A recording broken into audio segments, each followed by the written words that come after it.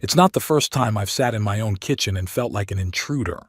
Stirring instant coffee in my old, worn mug, I listen to the sounds of the house. In the living room, Percy is watching the morning news, the sound of the TV deliberately turned up so I'm sure I can hear it. Laura is humming something in the bathroom. My house has a life of its own in which I have been assigned the role of an elderly bystander.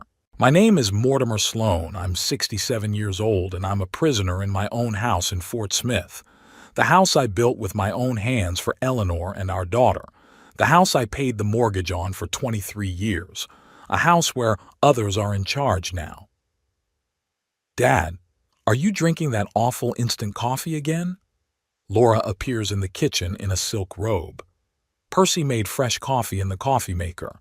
I'm used to it, I reply, not lifting my eyes from the mug. Suit yourself, she shrugs and pours herself coffee from the expensive coffee maker they've installed in place of the old toaster. 8 years ago, Eleanor passed away. Pancreatic cancer, 4 months of agony, and I was alone in a house full of memories. Laura had traveled from Chicago for the funeral, bringing her husband Percy, whom I had only seen at their wedding. I remember my daughter hugging me and saying, "Daddy, Percy and I are going to stay for a couple weeks and help you recover." A couple weeks stretched over 8 years. At first I was grateful. In the first months after Eleanor's death, the emptiness of the house was unbearable. Laura cooked dinners, did the laundry, did all the housework her mother used to do. Percy turned out to be a good conversationalist. We even had the occasional drink together in the evenings. And then something changed. Gradually, almost imperceptibly. First they moved from the guest bedroom into Eleanor's and my room. It's more spacious, Dad. You don't need that much room all by yourself, do you? Then the office where I kept my tools and documents became Percy's workspace. He works remotely. He needs space. My old workshop in the basement became a gym. Laura's room, untouched since she left to study, became a dressing room. So step by step I found myself in a former storage room converted into a bedroom, 9 square meters of personal space, all that was left of my house. "Good morning, Mort." Percy came into the kitchen, patting me on the shoulder with fake familiarity. "Early bird again? I hate it when he calls me Mort. To everyone but Eleanor, I've always been Mortimer." "Morning," I answer dryly. "Do you remember we're having dinner with the Carmichaels tonight?" Laura asks, checking the messages on her phone. "They're coming over at 7. I don't remember. No one told me. Again." "Of course," I lie, taking a sip of my cooled coffee. "The Carmichaels, 7 o'clock. "And try to wear something decent," she adds, keeping her eyes on the screen. "It was awkward last time.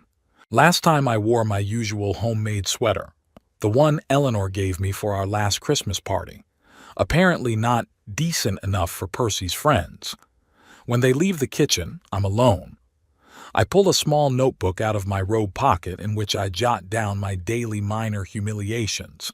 Not to complain, just to make sure I'm not imagining things. That I'm not a senile old man who exaggerates everything. Today's entry: no notice of guests again. Eleanor's sweater is indecent. For 18 years I worked as a health and safety inspector. My job was to spot hazards that others couldn't see, to prevent disasters before they happened. I used to document everything, every violation, every crack, every loose bolt. Now I'm documenting my own disappearance. "Dad, I'm going to the supermarket." Laura peeks into the kitchen. "Do you need anything?" "No, thanks." "Are you sure? I can buy those galettes you like." I nod. These sudden expressions of concern are always suspicious. They're usually followed by some request or news I won't like. "Daddy," she takes a seat next to me, "Percy and I wanted to talk to you about the renovations on the 2nd floor. Here it is." "We're thinking of converting your old library into a nursery," she continues, smiling. "A children's room?" My voice sounds hoarse. "Are you—" No, I'm not pregnant," she laughs. "It's just, you have to think about the future. And that room is just collecting dust anyway. In that room is my collection of books on railroad history. Books that I've collected all my life.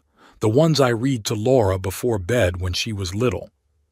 I understand, I say, even though I don't understand anything. Good.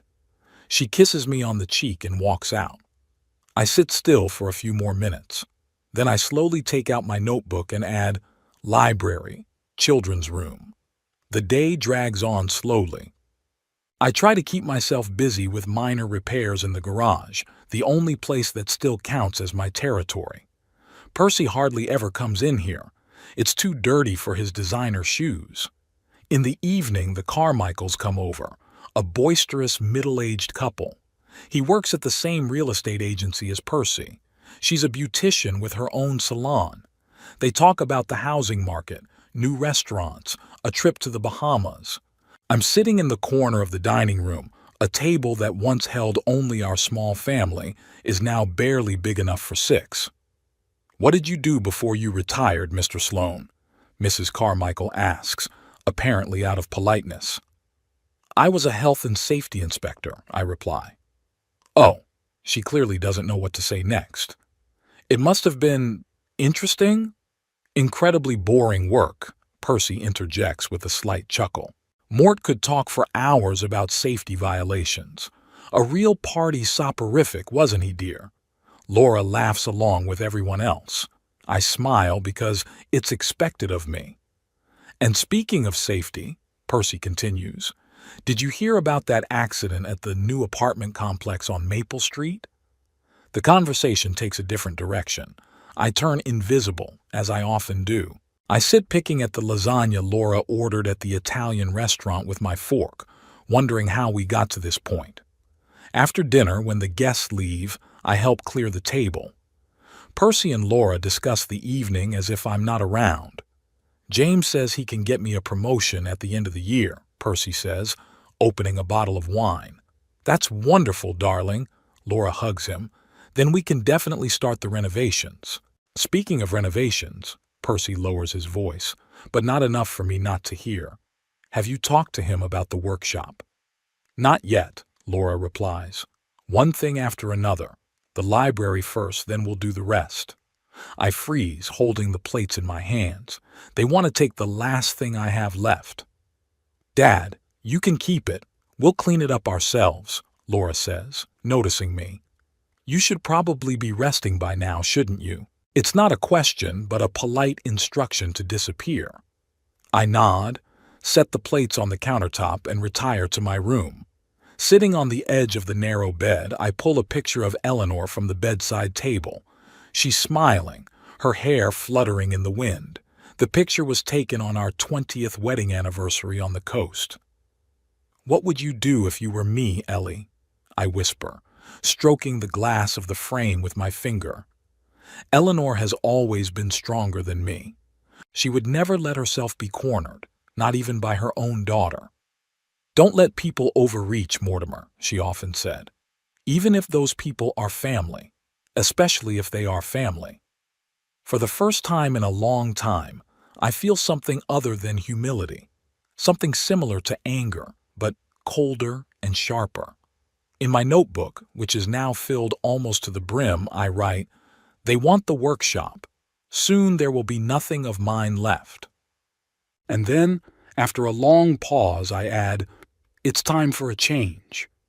Lying in the dark, I begin to contemplate a plan. What if the house just wasn't there? What if there weren't these walls that there's an invisible war going on over? What if I just disappeared from here? Or, better yet, what if they disappeared?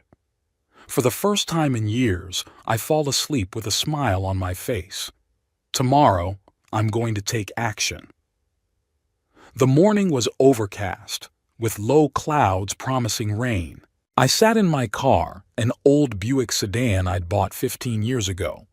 Laura and Percy considered it a bucket of shame, always insinuating that it was time for me to get rid of it. But today, I was grateful for the car. It gave me freedom of movement, the ability to act independently. The premier real estate office was a 20-minute drive from home, in a small shopping center on the outskirts of Fort Smith. I purposely chose an agency not affiliated with the company where Percy worked. My son-in-law was an appraiser at Homestead Realty, and information about my actions could reach him quickly. I parked and took a deep breath, gathering my thoughts. What I was about to do was a drastic move: sell the house I'd lived in for almost 40 years, the house where Laura was born and raised, where Eleanor and I were happy. Just scouting around, I muttered to myself as I got out of the car. Nothing definitive. Inside the office, I was greeted by a young woman with a bright smile and an Audrey Page, senior consultant sign on her desk. "What can I do for you?" she asked, pointing to the chair across from me. I coughed, suddenly realizing it was the first time I'd ever said it out loud. "I'd like to inquire about the possibility of selling my house." "Sure, Mr. Sloan.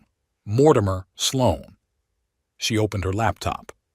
"Tell me about your property, Mr. Sloan." I described the house.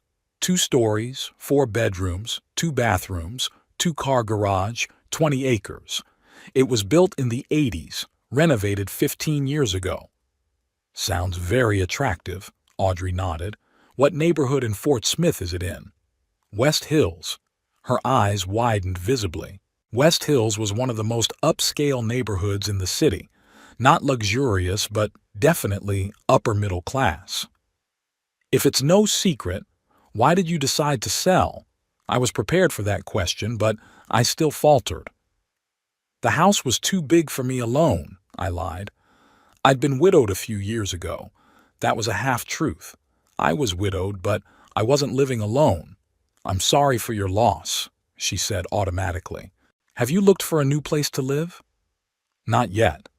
I wanted to see how much I could get for the house." Audrey made a note in her notebook. "Would you like me to arrange an appraisal?" "Yes, but, I lowered my voice. "Can I do it in confidence? You see, my daughter and her husband are living with me now, and I'm not ready to discuss the subject with them yet." Audrey frowned but quickly returned a professional smile. "Of course, Mr. Sloan. We can do a preliminary appraisal based on market data, and for a detailed inspection, choose a time when your relatives won't be home." I nodded with relief. That would be perfect. After an hour of discussing the details, I left the office with Audrey's business card and an appointment for a preliminary home appraisal the following Tuesday. Laura and Percy were always gone all day on Tuesdays. She to work for the insurance company, he to the properties. Sitting in the car, I scrutinized the business card, feeling a mixture of dread and excitement. Was I really going to do this? Sell a house full of memories? My gaze fell to the rearview mirror where a small picture of Eleanor hung. "I'm sorry, Ellie," I whispered, "but I can't live like this anymore." The next few days passed in a strange state of bifurcation. Outwardly, I continued my usual behavior, breakfasting to Percy's disparaging comments, listening to Laura's instructions, trying to be inconspicuous. But inside, something had changed. There was a purpose, a plan. It gave me strength. On Tuesday, right after Laura and Percy left, Audrey arrived with the appraiser, an older man with a clipboard and a laser rangefinder. They carefully inspected every corner of the house, taking notes and photographs. "Excellent condition, Mr. Sloan," the appraiser said, walking around the living room. "You've taken good care of the house." "Thank you," I replied, feeling unexpectedly proud. When the inspection was over, we sat down in the kitchen. The appraiser was quickly calculating something on a clipboard. "Given the condition of the house, the neighborhood, and the current market situation," he began, "I'd value your property at about $700,000. I froze. The amount was considerably more than I'd expected. "That's a serious figure," I finally squeezed out. "The Fort Smith market is booming," Audrey explained. "Plus, houses in the West Hills are always in the market. You've got a great lot, a nice layout. I think we can find a buyer pretty quickly." "So, what's next?" I asked. "If you're ready to move forward, We'll sign an exclusive representation agreement, take professional photos, place an ad, and everyone will know the house is for sale," I finished for her. "Yes," Audrey nodded. "That's the point. The more potential buyers see the ad, the faster we'll find the right one," I wondered. The moment of truth had come sooner than I'd expected. Either I back off now or I make a decisive move. "Before we place the public listing," I said slowly, "is there any way we can show the house to a few verified clients and in confidence?" The appraiser and Audrey looked at each other. "There is a practice of showing to prospective buyers in advance," Audrey said cautiously. "But you still have to sign a contract." "I understand," I nodded. "Let's do that." We spent the next 2 hours discussing details and filling out paperwork. When they left, I sat in the kitchen looking at a copy of the signed contract. The first step had been taken. In the evening, when Laura and Percy returned, I behaved as usual. I ate dinner with them, listened to their stories about the day's work, nodded in the right places. But inside I was seething with a strange excitement. I sprang into action for the first time in years. 3 days later, Audrey called. "Mr. Sloan, I have potential buyers who are very interested in your house based on the preliminary description. A married couple, both work at the medical center. They'd like to see the house as soon as possible." "When?" I asked, frantically trying to figure out how to organize the showing without Laura and Percy finding out. "They could drive up this Saturday around 11 in the morning. Would that suit you?" I remembered what Laura had said about weekend plans, something to do with visiting a winery outside of town with the Carmichaels. "Yes, Saturday works for me," I answered. 11 o'clock. Saturday morning, Laura and Percy left early, just as they had planned. I tidied the house quickly, though I didn't need to. Laura always kept it in perfect order. At 10:55, Audrey's car stopped at the gate. With her were 2 men and a middle-aged woman, elegantly dressed. "Dr. and Mrs. Hampton," Audrey introduced them. "This is Mr. Sloan, the owner of the house." The show went smoothly. The Hamptons asked questions about the heating system, the age of the roof, the quality of the plumbing. They toured every room, including my small pantry bedroom, which I introduced as extra storage space. "It's a beautiful house, Mr. Sloan," Mrs. Hampton said when we returned to the living room. You could sense that a happy family had lived here. The word suddenly hurt me. Yes, there had been a happy family here, once upon a time. "Thank you," I said discreetly. "We need to discuss some details," Dr. Hampton said, turning to Audrey. "But in general, we like the house very much." After they left, I sat in the chair for a long time, looking at the pictures on the mantelpiece. Eleanor and I in front of our newly built house. Laura at her high school graduation. Our last family vacation to the lakes, a year before Eleanor's illness. What am I doing? Am I doing the right thing, selling a house that holds so many memories? That evening, when Laura and Percy returned, full of excitement from their trip, I almost decided to abandon my plan. But then something happened that finally strengthened my resolve. "Dad, we talked to Percy about something," Laura said as we sat in the living room after dinner. "Do you remember when we talked about the renovations?" "Yes," I answered cautiously. "We decided to start next month. Percy got a nice bonus at work, and we can afford not only to remodel the library, but also to update the facade." "The front?" I questioned. "Why? It's in perfect condition." "Dad," Laura rolled her eyes like she used to do when she was a teenager, "this style was outdated 20 years ago. We want something more modern." "It's my house," I said quietly. "I like the way it looks." Percy and Laura looked at each other with that peculiar expression I knew so well, a mixture of condescension and irritation. "Of course, Mort," Percy said, "but you realize this house will go to Laura someday. We're just thinking of the future." "Someday," I repeated, "but not now." "Nobody's saying now, Dad," Laura interjected. "But you don't mind if we modernize the house a little, do you? After all, We live here too." "Temporary," I wanted to shout. "You've been living here temporarily for 8 years," but I remained silent as always. I nodded in agreement, and inwardly, I was convinced I was doing the right thing. The next day, Audrey called with the news that solved everything. "Mr. Sloan, I have great news. The Hamptons are ready to propose. $690,000 with minimum conditions. They really want this house." I was sitting in my car in a supermarket parking lot where I'd gone to get groceries so I could talk on the phone. That's a very good offer," I said. "One of the best I've seen in a while," Audrey confirmed. "They can put down a deposit as early as this week and want to finalize the deal as soon as possible. Do you need time to think about it?" I closed my eyes, imagining how my life would change. A new place to live, a fresh start. No more constant humiliation, no more feeling like a stranger in my own home. "No," I answered firmly. "I accept the offer. When can we sign the papers?" "That's wonderful," Audrey exclaimed. "Let's meet tomorrow at our office, say, at 10 o'clock in the morning?" 10 o'clock, I confirmed. Putting down the phone, I sat motionless for a few minutes. A strange feeling came over me, a mixture of regret, fear, and relief. The house that Eleanor and I had turned into a family nest would soon belong to other people. But maybe it's the right thing to do. Maybe that's the way it should be. Houses, like people, have to move on. The next day, I signed all the necessary paperwork. The deal was finalized with the condition of closing in 2 weeks. The Hamptons had put down a sizable deposit and had already started the mortgage process. "You'll need to vacate the house by the 25th, Audrey said as she handed me copies of the paperwork.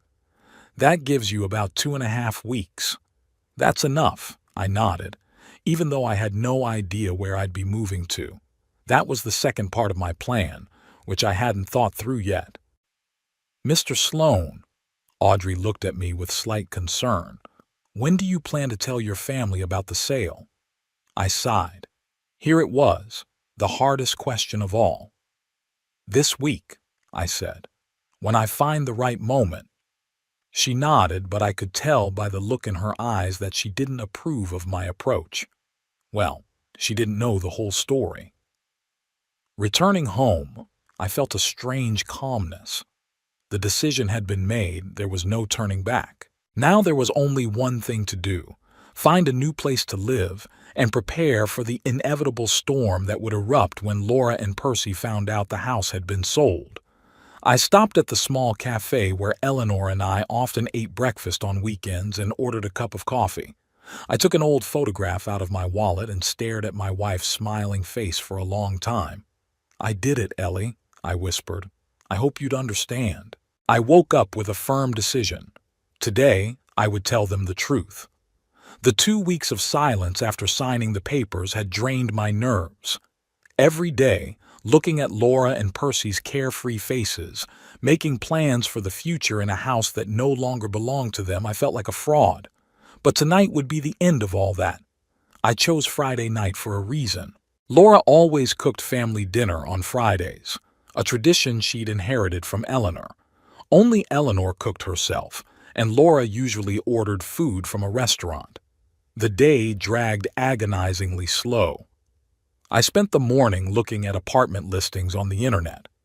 I found several options near the city center, small but cozy studio apartments, quite suitable for a lonely pensioner. I even called one of the ads and agreed to view it the next day. Toward evening, Percy came home, in high spirits. "Great news, Mort," he announced as soon as he stepped through the door.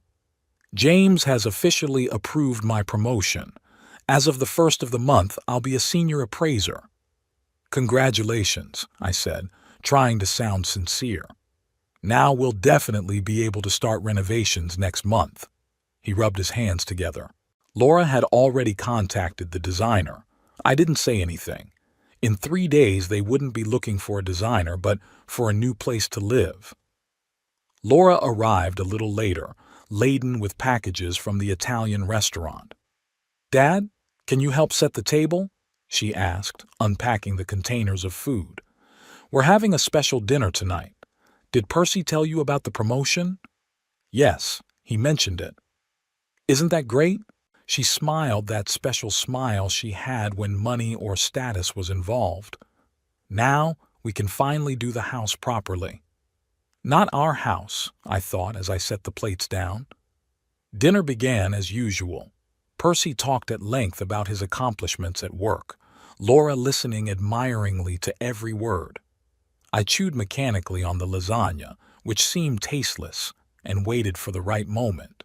James also hinted that I could be a department head in a year or two. Percy raised his wine glass. Here's to a successful future. Laura clinked her glass with his, and I joined in a little too late. By the way, Dad, Laura turned to me, while we're on the subject of finances, I wanted to discuss the mortgage issue with you. I tensed. It was the first time in a long time she'd spoken directly about it. What was it? I asked cautiously. Well, you realize it's illogical to keep paying the mortgage at your age, she sipped her wine. You're almost 70. It's just wasted money. What do you suggest? My voice sounded strained. Percy and I think it would make sense to pay the rest of the money off at once, she said, as if she were explaining something to a child. You have savings, don't you? We could use them and we could pay you back gradually. I put my fork down. They didn't know or pretended not to know that the mortgage had been paid in full 5 years ago. Eleanor and I made the last payment just before she got sick.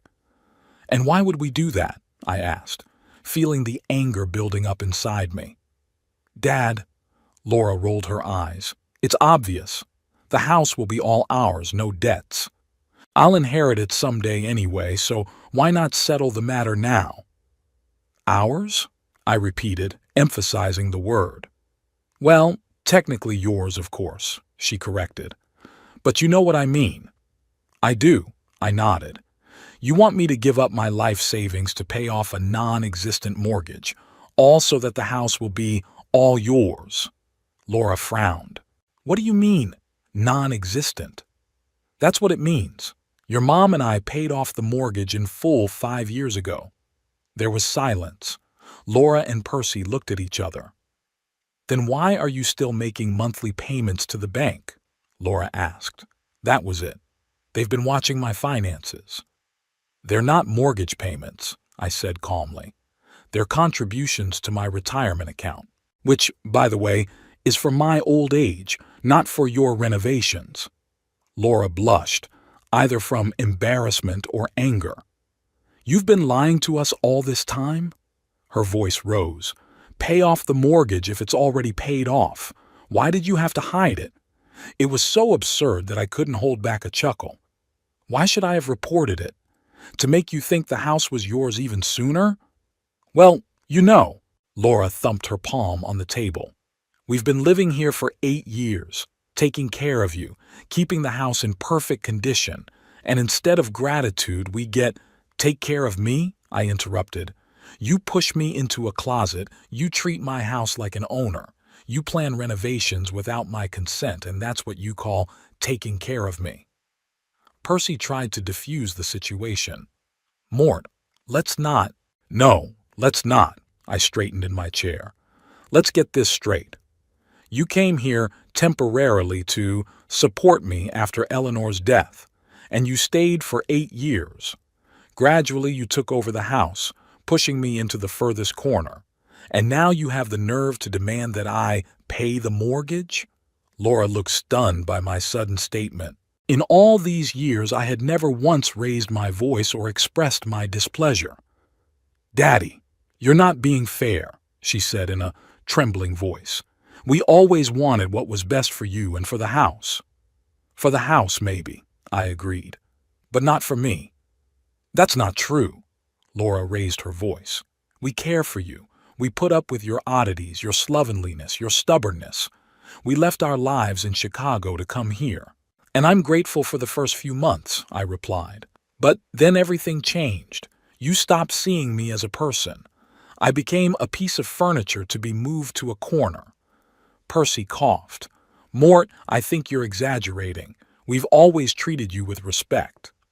Have we? I looked him in the eye. Then why do you call me Mort, even though you know I don't like it? Why do you discuss me in the third person when I'm sitting next to you? Why do you make decisions about my house without my input? It's our house too, Laura exclaimed, pounding her fist on the table. We've invested 8 years of our lives in it. The moment had come. I took a deep breath. No, it's not your house, and in 3 days it won't be mine either. There was a ringing silence. Laura and Percy stared at me as if I'd spoken in a foreign language. What do you mean? Laura finally squeezed out. I sold the house, I said simply. The deal closes in 3 days. The new owners move in a week. Percy laughed first, a nervous, uncertain laugh. Very funny, Mort. That's a good joke. It's not a joke. I pulled a folded piece of paper out of my shirt pocket, a copy of the sales contract, and put it on the table. Here's the paperwork. The house sold for $690,000 to the Hampton family. They're doctors, very nice people. Laura grabbed the paper with trembling hands, quickly ran her eyes over the text. Her face paled. You can't, she whispered. You have no right. I have every right, I replied calmly. The house belongs to me and only to me. There are no encumbrances or co-owners in the deeds. But how could you? Laura sounded genuinely shocked. Without a word, behind our backs. Did you ask my opinion when you were planning to remodel the library, or changing the facade, or taking one room after another? Percy finally realized that something serious was going on. He took the document from Laura's hands and scrutinized it with the professional eye of a real estate appraiser. It's a real contract, he murmured. And the price is very good. Percy, Laura turned to her husband indignantly. Is that what you're worried about now? I'm just stating a fact, he shrugged, but he looked as if he'd been kicked in the butt. Daddy, Laura turned to me again, her voice softening, almost pleading. You can't do this to us. This is our home. This is where I grew up. This is where Percy and I have lived for 8 years. You can find another place to live, I replied. Your wages are good, especially now with Percy's promotion. It's not about money, she exclaimed. It's about the fact that this is our home. You can't just throw us out on the street. I'm not throwing you out on the street, I said calmly. You have 3 days to find a new place to live, and another 4 days after that to move in. That's plenty of time. 7 days? Laura laughed hysterically. Are you kidding me? Where are we going to find a place to live in 7 days? You could rent an apartment, I suggested. I found several good options, literally a couple hours of searching. And where will you move to? Percy asked, still holding the contract. I've already found an apartment near the center, I answered. I'm going to see it tomorrow. Laura looked as if she couldn't believe what was happening. Daddy, her voice became soft, almost like when she was a child and asked for something special. Let's talk about it. Surely it's still possible to cancel the sale. We'll pay a penalty if we have to. The deal is closed, I said firmly. The money has already been transferred to my account. But what about Mom? Laura suddenly exclaimed, tears glistening in her eyes. How can you sell the house where you were so happy? Where so many memories are stored? It was a low blow. I felt something clench inside, but I kept my outward composure. The memories will stay with me wherever I live, I answered. And your mom? She would have understood. She would never let herself be cornered, not even by her own daughter. Laura jumped up, knocking over a chair. Don't you dare use your mom, she shouted. You have no idea what she would say. She would never approve of what you're doing to us. Laura. Percy put his hand on her shoulder, trying to calm her down. Let's discuss this like adults. There's nothing to discuss, she cut him off. He decided everything behind our backs. He just sold our house.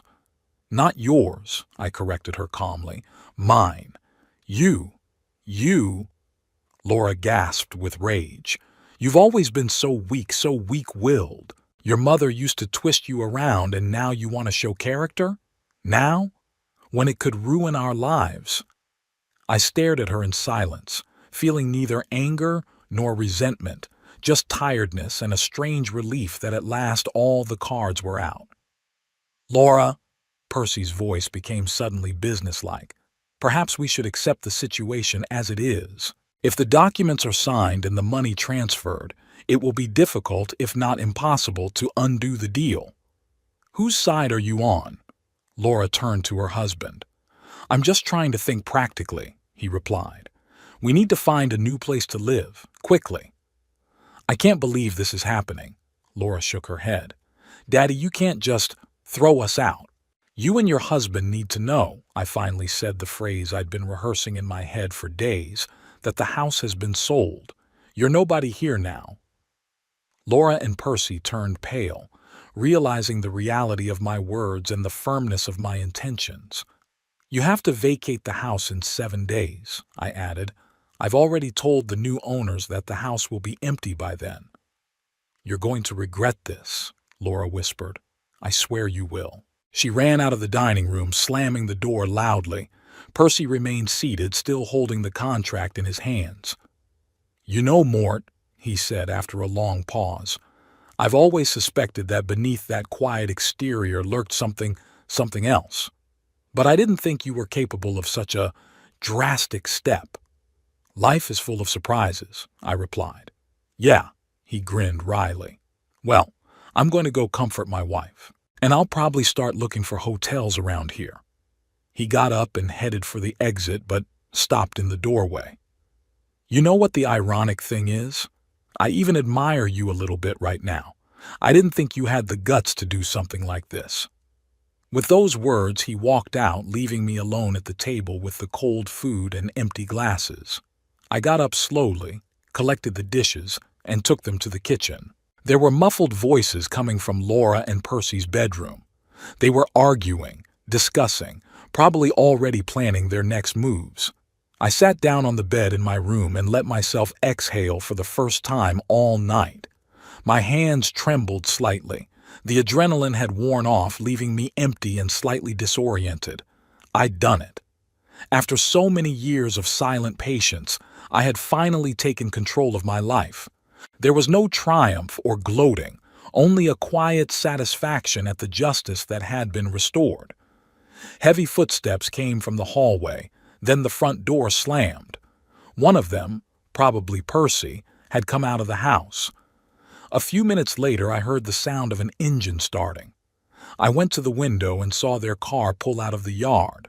Probably they went to look for a temporary place to live or just to get some air after the scandal. Returning to the bed, I pulled Eleanor's picture out from under the pillow. "I did it, Ellie," I whispered, running my finger over the glass of the frame. I finally got up from my knees. From the first floor came the sound of footsteps returning. Apparently, only one of them had left. The door downstairs slammed again, quieter this time. There was silence in the house.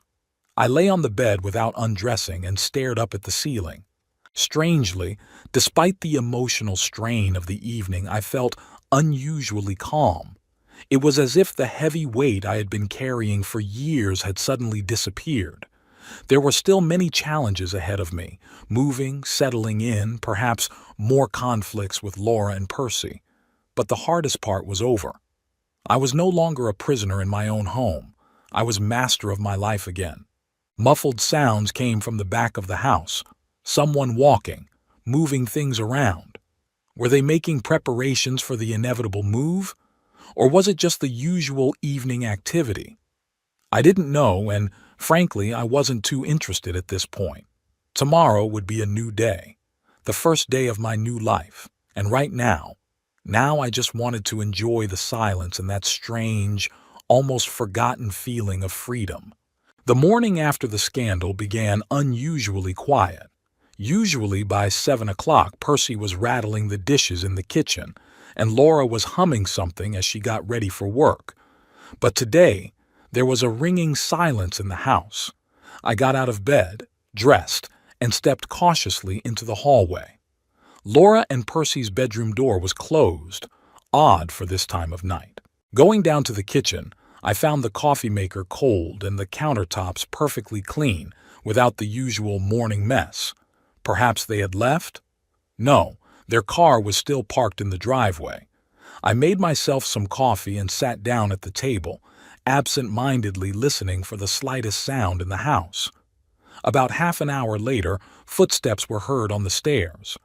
Laura entered the kitchen, already dressed for work, but with eyes swollen with tears and a pale face. "Good morning," I said, breaking the silence. She gave me a cold look and silently walked toward the coffee maker. "I've already made coffee," I offered. "I prefer it fresh," she said. We sat in tense silence while she waited for the coffee to brew. Finally, Laura poured herself a cup and sat down across from me. "Is it true?" she asked quietly, looking into the cup, not at me. "Did you really sell the house?" "Yes," I answered. "All the papers are signed. The money has been transferred." She nodded slowly, as if digesting the information. "And there's no way to undo the sale?" "No." Her fingers clenched around the cup so tightly that her knuckles turned white. "You know," she began, her voice shaking with restrained emotion, "I've been thinking all night trying to figure out why you did this, and the only explanation I can find is that you've gone mad with old age. I'm perfectly sane, Laura." "Then it's just cruelty," she raised her reddened eyes to me. "Deliberate, cold cruelty. Have you always been like this, Papa? Or is it a new quality that has manifested itself since Mom's death?" Her words were calculated to hurt, and they accomplished their purpose, but I remained calm. "I don't think it's cruel to defend one's dignity," I answered. "You and Percy have treated me for years as a burden, as a ghost in your own house. What could I do?" "You could have talked to us," she exclaimed. "You could have said you were unhappy about something, instead of pulling a stunt like that." I tried, many times, but you wouldn't listen. "That's not true." She banged her cup on the table. "You never said anything, always just nodded and agreed." I sighed. Maybe she was right. Maybe I'd been silent for too long, holding grudges instead of confronting them openly. But it was too late to regret it now. "Anyway, it's done," I said. "You need to find a new place to live." Laura finished her coffee in one gulp and stood up abruptly. "I'm late for work," she said, heading for the exit. She stopped at the door and turned around. "Don't think this is the end, Dad. We'll talk again." After she left, I sat at the table for a long time, replaying our conversation. There was something new about it. The first time in a long time Laura had spoken to me as an equal, not as a helpless old man. Even her anger was an acknowledgement of my strength, my ability to make decisions. Percy came back for lunch. He looked tired and shaken, as if he'd been up all night. When he saw me in the living room, he nodded and headed upstairs without a word. After a while, I heard the sounds of furniture being moved and drawers being opened, and it sounded like he was packing. Around 3 in the afternoon, the phone rang. It was Audrey, my realtor. "Mr. Sloan," her voice sounded worried, "your daughter came to our office. She was very upset, demanding that we cancel the deal." "And what did you tell her?" I asked, feeling my stomach clench. "That it was impossible, of course. The papers are signed, the money has been transferred, the Hamptons have already put a deposit down on their current property. The chain can't be broken." "How did she react?" "She, threatened a lawsuit, said you were incapacitated, and as your daughter she had the right to challenge the deal." I closed my eyes. It was to be expected. "Don't worry," I said. "She has no basis for such a claim. I had a medical checkup last month and I'm fully fit and healthy." "That's what I told her," Audrey sighed. "But she was very determined. You might want to be prepared for her to try to challenge the deal in court." "Thanks for the warning," I said. "I'll look into it." As I hung up the phone, I felt a surge of irritation. Would Laura really go that far? To declare her own father incapacitated for the sake of the house? I went up to my room and pulled an old photo album out of my nightstand drawer. On the first page was Laura at the age of 2, with a huge bow in her hair and a serious expression on her face. Next to her is me, young and smiling, holding her little hand. Eleanor took this picture in our first home before we moved to Fort Smith. As I turned the pages, I watched my daughter grow up. Here she is going to first grade. Here she is receiving an award at the school science fair. Here is her high school graduation. In all the pictures, she's smiling, often next to me or Eleanor, sometimes both. When exactly did everything change? When did a loving daughter turn into a cold, calculating woman willing to declare her father incapacitated for the sake of an inheritance? Maybe it all started when she left for college. Eleanor often said that Laura had become distant from us too quickly, hardly ever calling, rarely coming to visit on weekends. I defended my daughter at the time. She's building her life. That's normal. Or maybe the turning point was her marriage. Percy always struck me as a bit arrogant, too concerned with status and material possessions. Perhaps he influenced Laura, changed her priorities. No, if I was honest with myself, I had to admit that the seeds had been sown much earlier. Eleanor and I had spoiled Laura too much, rarely denied her anything, always giving in to arguments. Laura is our treasure, Eleanor often said, and I agreed. We had created a child who was used to getting everything she wanted. The sound of a slamming door brought me back to reality. I put the album away and went downstairs. Percy was standing in the hallway with the car keys in his hands. On my way to see the apartment, he informed me dryly. Laura will join me there after work. Did you find anything suitable? I asked, trying to keep the conversation going. We'll see, he shrugged. Nothing comparable to this house, of course. I'm sorry, I said, though I didn't really feel sorry. Percy gave me a long look. You know, Mort, he said thoughtfully, I always thought you were a soft, even weak man. I am glad to be wrong. With these words he went out, leaving me somewhat confused. Was this a peculiar expression of respect, or just another veiled barb? I spent the rest of the day sorting through my things and planning my move. I had an apartment viewing tomorrow, and I wanted to have a clear idea of what I would take with me and what I would leave behind. Laura came back late, around 9 in the evening. I heard her enter the house, throw her keys on the console in the hallway with more force than usual, and go upstairs without looking in the living room where I was reading. After a while, she came downstairs and, to my surprise, headed straight for me. Her face looked different, not angry or annoyed, but somehow soft, almost vulnerable. Daddy, she began quietly, sitting down in the chair across from me. I want to talk. I put the book aside and nodded, preparing myself for another round of accusations. I've been thinking a lot today, she continued, looking into my eyes. About us, about Mom, about how things have changed over the years. And what conclusions did you come to? I asked cautiously. That perhaps Percy and I really didn't always treat you with the respect you deserve, she said with a visible effort. We've been so busy with our own affairs, our own plans, that we forgot how you felt. I was silent, not knowing how to react to this unexpected admission. And I want to fix that, Daddy, her voice softened. Maybe we could start over? Forget the old hurts? What do you suggest? I asked, still wary. Well, for one, she smiled slightly, you could call off the sale of the house. I know the deal is officially finalized, but you could find a way. And Percy and I promise that things will change. You'll be a full-fledged master in the house. We'll stop making decisions without you. We'll give you your room back. Oh, that's it. I felt a wave of disappointment rising inside. Not remorse, not realization of mistakes, just another attempt at manipulation. Laura, I said, trying to speak softly, the house is sold, it's a fact, and even if it were possible to cancel the deal, I wouldn't do it. Her face changed instantly, the mask of friendliness falling away. Why? The harshness in her voice returned. Can't you see that I'm trying to make things right? I see that you're trying to keep the house, I replied. Not the relationship with me, but the house. That's not true, she raised her voice. I'm truly sorry for the way we treated you. Perhaps, I agreed. But your first and foremost suggestion is to cancel the sale of the house.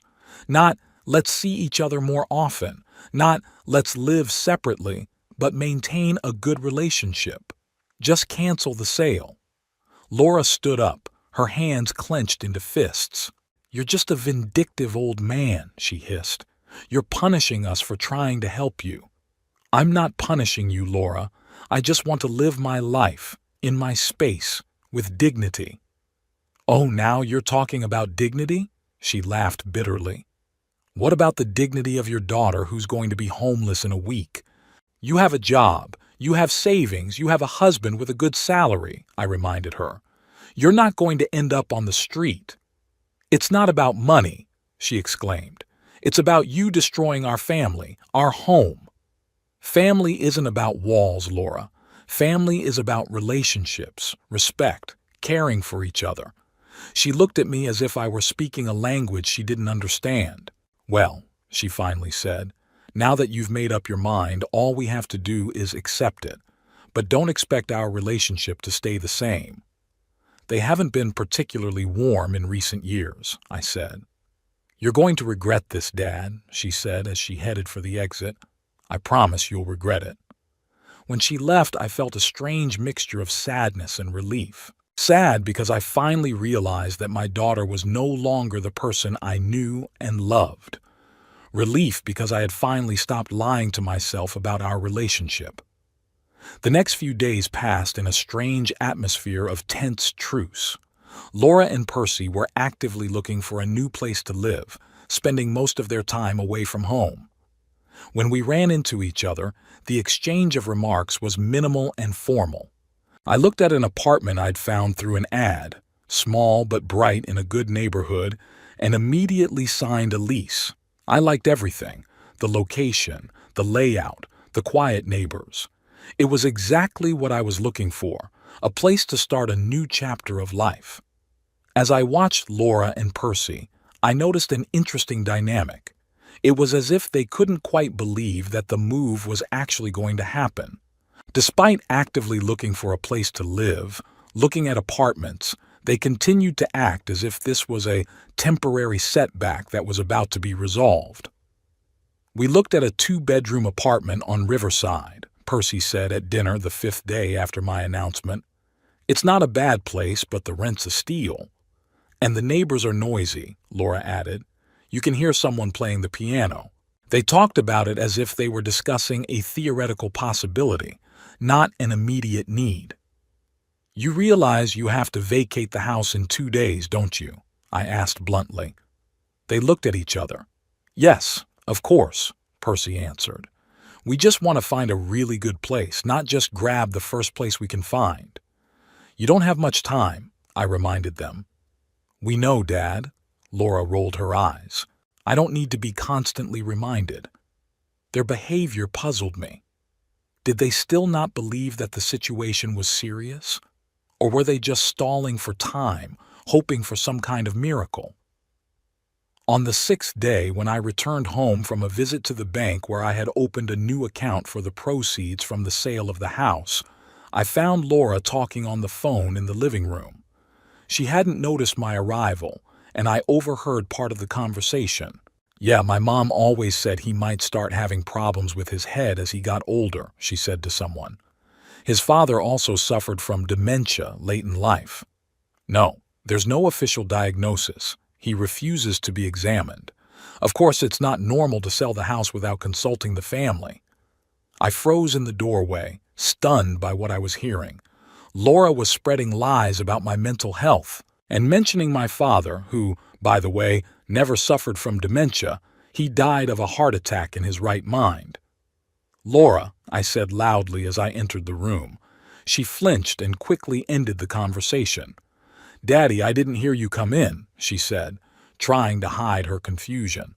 Obviously, I replied coldly. Who were you talking to?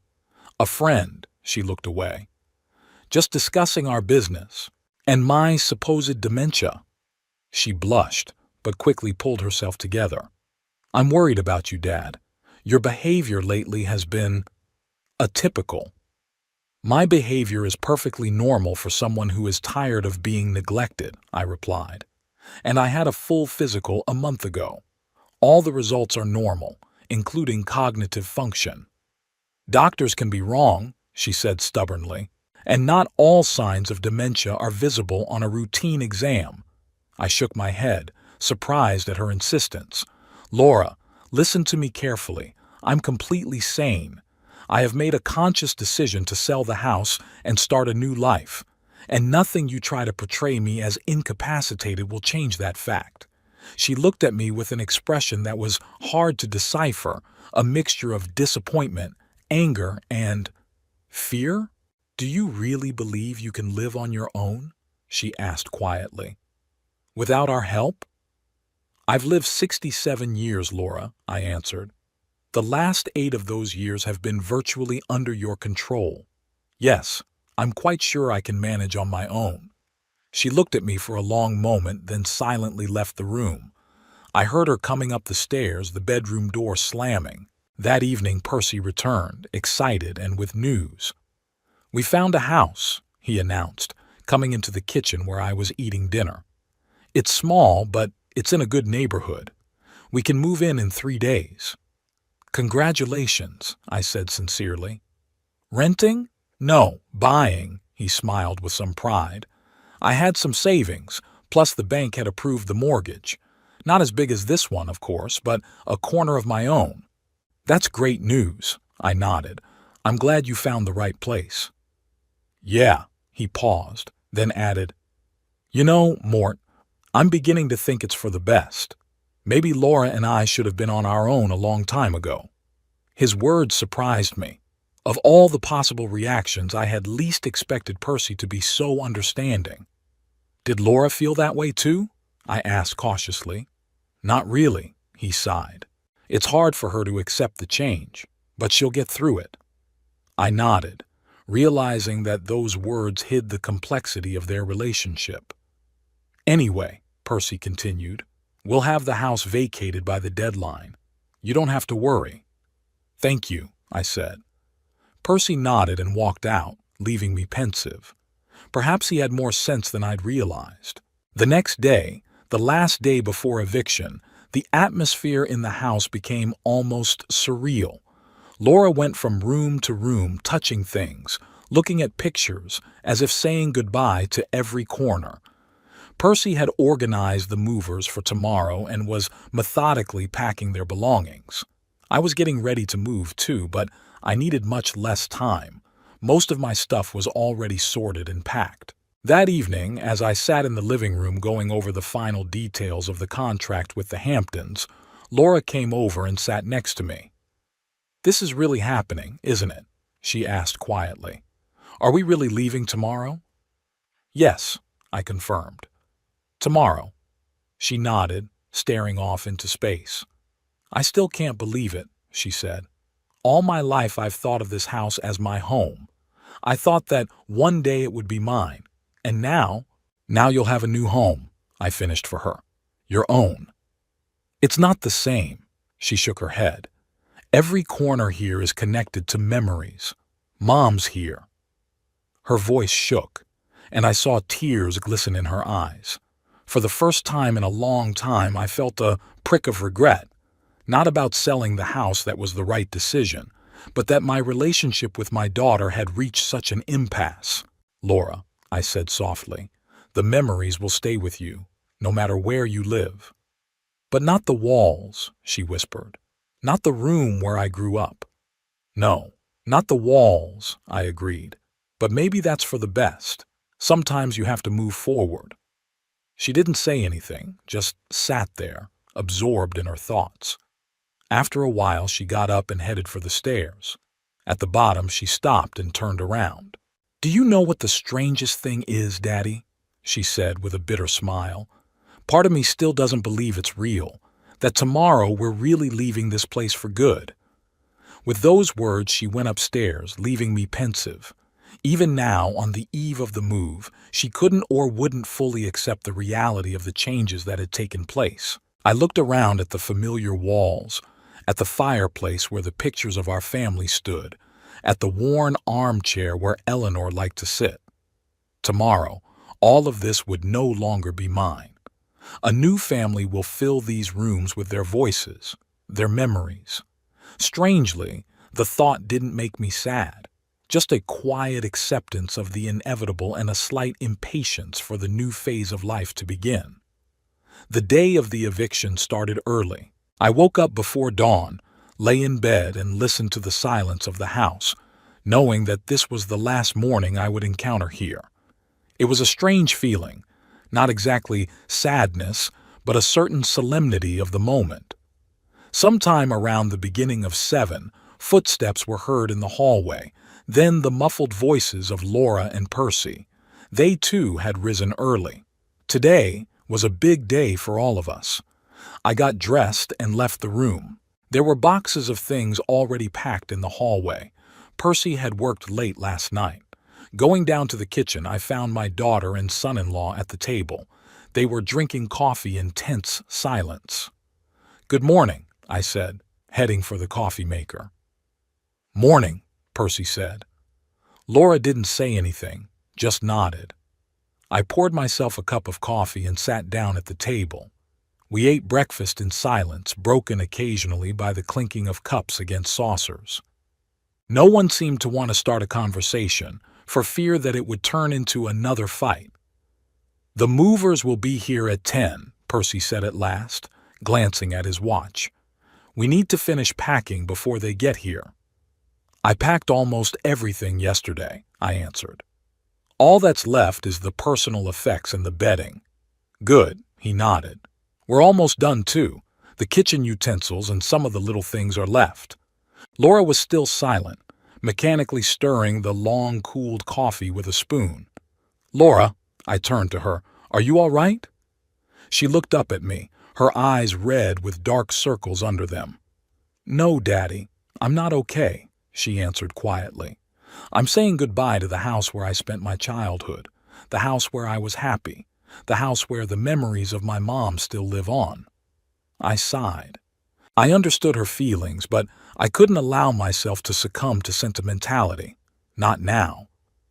"Memories of Mom will stay with you no matter where you live," I said. "They're not bound to walls." "Easy for you to say," she snapped. "You've made up your mind. You don't care." "I do care, Laura. I just made a choice that I think is right. A choice that destroyed our family." "It wasn't the choice that destroyed our family," I said quietly. "It was just a consequence." Percy coughed awkwardly.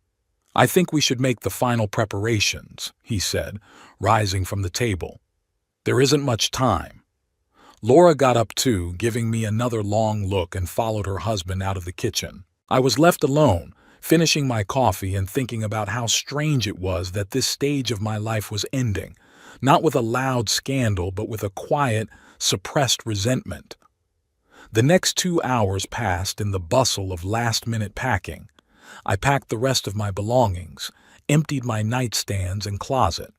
All my possessions fit into 4 medium-sized boxes, and 1 suitcase, not much for someone who had lived in this house for almost 40 years.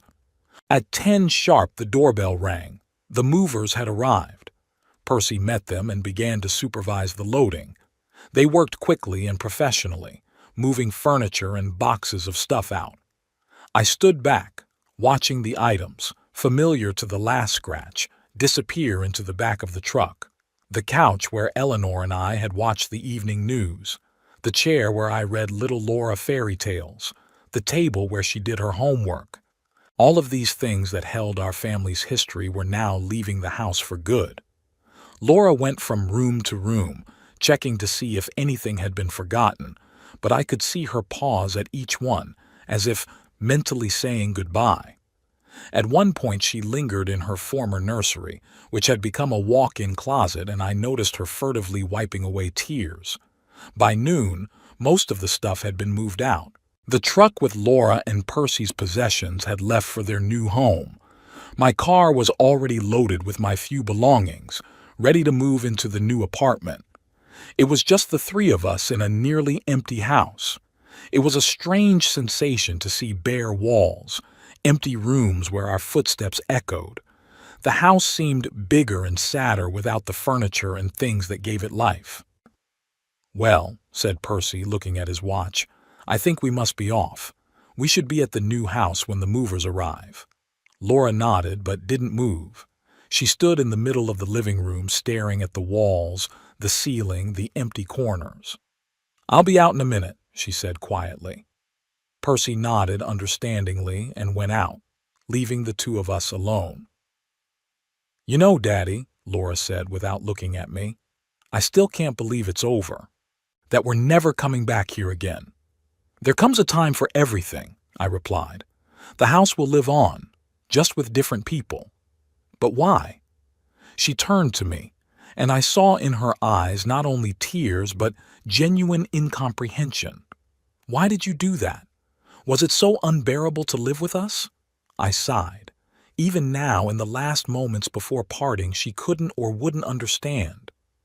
"It's not about living together, Laura. It's about respect. It's about attitude. You and Percy turned me into a ghost in my own home. I couldn't live like that any longer." "We could have fixed it," she whispered, "if you'd given us a chance." "Maybe," I agreed. "But I decided to start a new life, and maybe it would do you some good too." She shook her head in disagreement, but didn't argue. "Well, goodbye, Daddy," she said, heading for the exit. "I hope you don't regret your decision." "Goodbye, Laura," I replied. "And I hope that someday you'll understand." She paused in the doorway as if she wanted to say something else but changed her mind. She just nodded and walked out. I heard the engine of their car start, the gravel crunching under their wheels as they drove out of the yard, and then there was silence. I was alone in the empty house. I walked through the rooms one last time, touching the walls, remembering the events that had happened here over the years. So much joy and sorrow, laughter and tears had seen these walls. In the bedroom we shared with Eleanor, I stopped at the window, looking out at the garden she loved so much. Mentally, I said goodbye to her, not for the first time in years, but perhaps most definitively. "Goodbye, Ellie," I whispered. "I hope you understand." I checked all the rooms one last time, made sure I hadn't forgotten anything, closed the windows, turned off the water and electricity, took the envelope with the keys, which I'll leave in the mailbox for the new owners as agreed. At the front door, I turned around, glancing around the hallway. So many times I'd come in here on my way home from work and heard Eleanor's voice from the kitchen, seen little Laura running toward me. It was all just a memory now. I closed the door, dropped my keys in the mailbox, and walked to my car. Without looking back, I got behind the wheel and started the engine. It was time to move on. My new apartment was on the east side of town, in a quiet neighborhood with neat apartment buildings and green courtyards. The 3-story red brick building looked solid and well-maintained. My apartment was on the second floor, a studio with a small kitchen and a balcony overlooking the park. I unloaded the car, carried boxes and a suitcase. The landlady, an elderly woman named Martha, met me with the keys and a brief briefing on the house rules. She seemed pleasant and unobtrusive, just the kind of neighbor I needed. Left alone, I began unpacking. The process was strangely pleasant.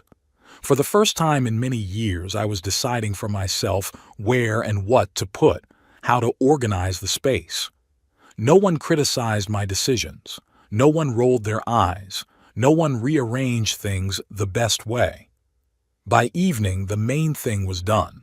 I arranged the few dishes in the kitchen, hung clothes in the closet, arranged books on the shelves. On the bedside table, I put Eleanor's picture in a simple wooden frame, the only piece of jewelry I'd brought with me. The refrigerator was empty, so I decided to walk to the nearest store. The neighborhood was unfamiliar to me, and I studied the surroundings with interest. A small supermarket was a couple blocks away, and I bought the essentials: bread, milk, eggs, some fruits and vegetables. On my way back, I noticed a small pizza place on the corner. I decided I deserved a little celebration today, so I bought a pepperoni pizza and a bottle of beer. By the time I got back to the apartment, it was getting dark. I turned on the lights, set the grocery bags on the kitchen table, and looked around. The small but cozy apartment now looked lived in. Mine. I opened the pizza box, poured a beer into a glass, and sat in the chair by the window. From the street came the muffled sounds of the evening city, the noise of passing cars, someone's voices, a dog barking, the usual sounds of ordinary life. For the first time in a long time, I felt that I could just sit and enjoy the moment without fear that someone would come in without knocking, disturb my privacy, start a conversation I didn't want to be a part of. I thought about Laura and Percy. How are they now? Settling into their new home, still angry with me, debating how I could have done this to them? Or perhaps they too were strangely relieved to be starting a new chapter of life. I felt no triumph or gloating at having made them move out, only a quiet satisfaction of justice restored and control over my own life regained. Perhaps someday our relationship with our daughter will change. Perhaps we'd be able to communicate as equals, as adults who respected each other's boundaries. But right now it was too soon for that. There were too many resentments, too many misunderstandings. I finished my beer and put away the rest of my dinner, walked to the window, looking out at the lights of the city, my new home, my new life. At 67, I was starting with a clean slate. It was a little scary, but mostly exciting. For the first time in a long time, I felt truly alive, able to make decisions and take responsibility for them. Not an old man waiting to end up in a closet-sized room, but a full-fledged individual with the right to his own space and respect.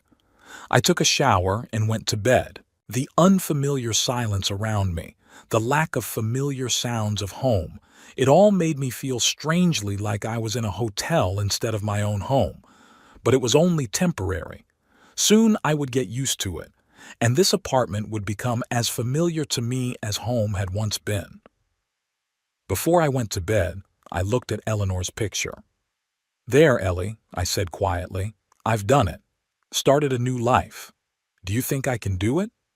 Of course, the picture didn't answer, but somehow I felt that Eleanor would approve of my decision.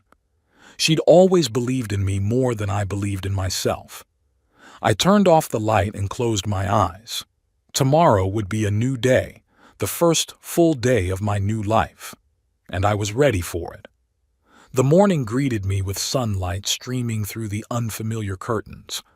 For the first few seconds, I couldn't realize where I was. I was too used to waking up in my little room in the old house. But then the memories came back, and I smiled. I got up, made coffee on the new stove, made toast with jam. I ate breakfast on the balcony, looking out at the waking city. The air was fresh, the morning promising. The doorbell rang. It was Martha, my landlady, coming to see how I was settling in, if everything was all right. We talked for a while, and she invited me to tea in the next few days. Just a neighborly way of getting to know each other better. After she left, I continued to organize the apartment.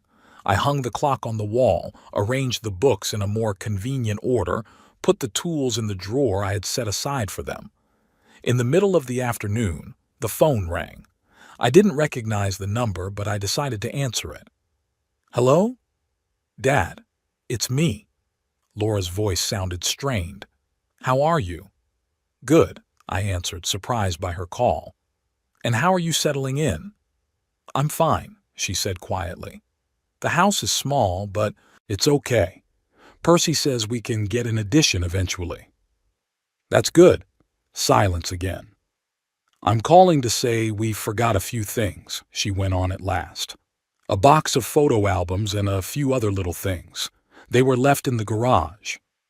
"I didn't see anything," I replied, "but the new owners don't move in until tomorrow. Maybe you'll still have time to pick up the stuff." "Yeah, I guess so," she sighed. I just wanted to warn you not to worry if you saw us there." "Of course," I said. "It's your stuff. You have the right to take it." There was a pause again, a longer one. "Dad," her voice got quieter. "Are you really okay? Are you doing okay on your own?" There was something like genuine concern in her tone, but I wasn't sure. Too many times in recent years, her ostensible concern had turned out to be just a way of controlling me. "Yes, Laura," I answered firmly. "I'm absolutely fine. I have a nice apartment, everything I need, and I'm doing just fine on my own." "Good," she said, as if she didn't know what else to say. "Well then, I'll see you later." "I'll see you later," I agreed. After the call, I sat for a while thinking. Was this call the first step to reconciliation, or just an excuse to see if I regretted my decision? It was hard to say, but I didn't feel the need to analyze every word and intonation as I had done before. I had my own life now, and I wasn't going to let other people's moods and intentions determine my state of mind. I spent the rest of the day exploring the neighborhood.